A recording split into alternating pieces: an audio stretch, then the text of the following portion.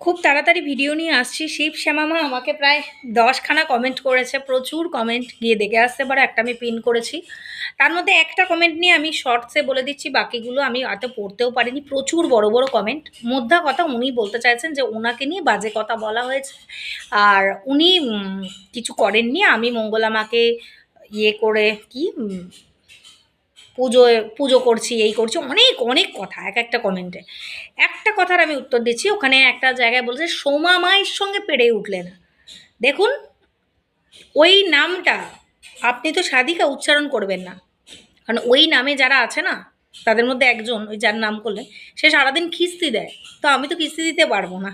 আপনি হয়তো পেরে উঠবেন, আপনি ওর সঙ্গে কথা বলে নেবেন। হ্যাঁ, যে মুখে মা কৃষ্ণকালীর মা নেয়, জপ করে, মানে মানে আবার গালাগালিও দেয়, তাদের সঙ্গে আমি কথা বলতে চাই না।